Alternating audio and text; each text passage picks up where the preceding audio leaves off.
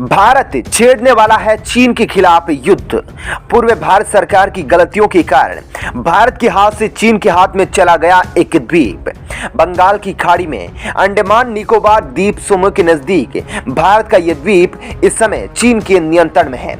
दोस्तों, कहा जाता है कि इतिहास में करी गई गलतियों से सबक लेना चाहिए, लेकिन दोस्तों अब वह मौका आ गया है जब इतिहास में की गई गलतियों को सुधारना चाहिए।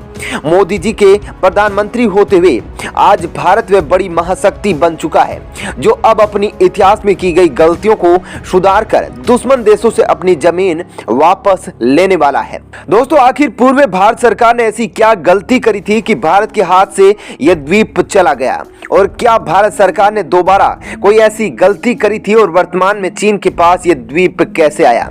दक्षिणी चीन सागर में रहने वाला चीन ने आखिर बंगाल की खाड़ी में कैसे द्वीप पर कब्जा कर लिया, और क्यों भारत सरकार अभी तक यह द्वीप वापस नहीं ले पाई, और क्या भारत सरकार यह द्वीप वापस ले सकती है? ये सब मैं आपको बताऊंगा, इसीलिए वीडियो पर अंत तक बने रहे।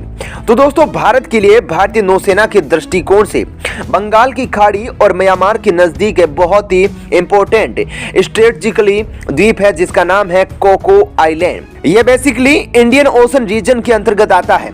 आज के टाइम पर म्यांमार की गवर्नमेंट इनको कंट्रोल करती है, लेकिन उन्होंने इसको लीज पर दिया हुआ है चाइनीज गवर्नमेंट को। लेकिन इसके साथ बहुत ही इंटरेस्टिंग इतिहास से जुड़ा हुआ है, क्योंकि एक टाइम पर असल में यह द्वीप इंडिया का हिस्सा हुआ करता था। दोस्तों, अगर इसकी लोकेशन की बात करें तो यह कोको आइलैंड एक छोटे छोटे द्वीपों का समूह है। यह अंडमान निकोबार द्वीप के नॉर्थ ईस्टर्न पार्ट पर स्थित है। लोकेशन के बारे में तो यह अंडमान निकोबार आइलैंड ग्रुप से ऊंचाई पर लगभग 48 किलोमीटर की दूरी पर है और कलकत्ता से 1255 किलोमीटर की दूरी पर स्थित है। तो बेसिकली कोको आइलैंड के अंदर 5 द्वीप है, जिसमें से 4 आइलैंड जो है वह ग्रेट कोको रीफ को देखने को मिलते हैं। एक और आइलैंड है जिसका नाम है राय कोको आइलैंड, जो कि आपको लिटिल कोको रीफ के ऊपर देखने को मिलेगा।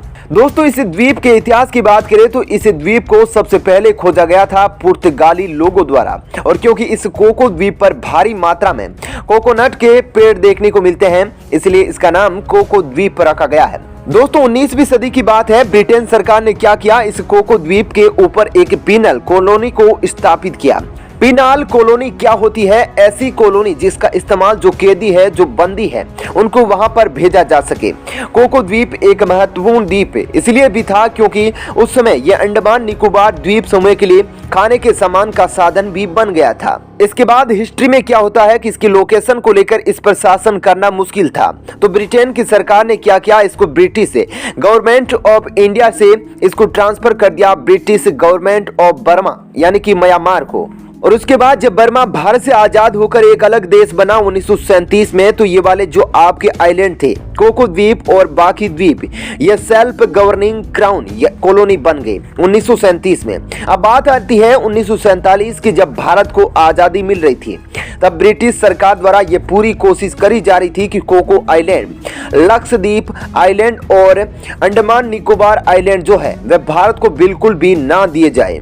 दोस्तों, उस वक्त ऐसा इसीलिए किया गया, एक तो उस समय ब्रिटेन को मजबूर होकर भारत को आजादी देनी पड़ी, क्योंकि अब ब्रिटिश सरकार भारत के स्वतंत्रता सेनानियों और भारत की आजादी को लेकर किए गए आंदोलन को रोक नहीं पा रही थी। इसलिए अपनी खींच निकालने के लिए ब्रिटेन अंत तक यह चाहता था कि भारत के आसपास ब्रिटेन की कुछ ऐसे द्वीप हो जहां से ब्रिटेन भारत पर नजर रख सके और हिंद महासागर में उसका नियंत्रण बना रहे। लेकिन दोस्तों, उस समय भारत की बहुत ही अच्छी किस्मत थी कि हमारे पास सरदार वल्लभ भाई पटेल जैसे कद्दावर साहसी निडर गृह मंत्री थे, जिन्होंने काफी तगड़ी कोशिश करी, ब्रिटेन से काफी बातचीत करी, और उसके बाद सरदार वल्लभ भाई पटेल जी ने अंडमान निकोबार द्वीप समूह और लक्षद्वीप समूह पर भारत के अधिकार का झंडा गाड़ दिया। अब उसके बाद बात रही कोको द्वीप की, तो उस समय जो वाइसराय लॉर्ड माउंटबेटन थे, उन्होंने क्या किया, उन्होंने बात करी भारत के प्रधानमंत्री जवाहरलाल नेहरू से। बस दोस्तों, यही से खेल बिगड़ना शुरू हो गया।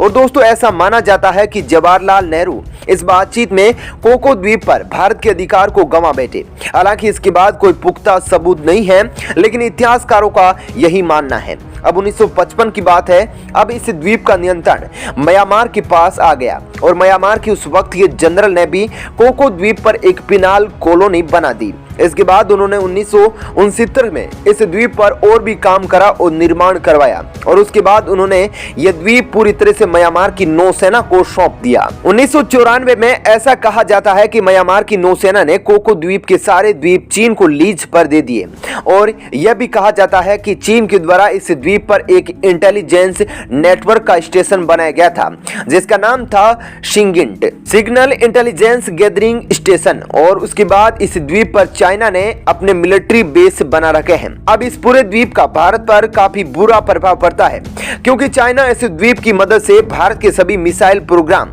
सैटेलाइट मिशन को भी मॉनिटर कर सकता है। साथ ही भारत का जो नेवल बेस है अंडमान निकोबार द्वीप समूह में उस पर भी नजर रख सकता है।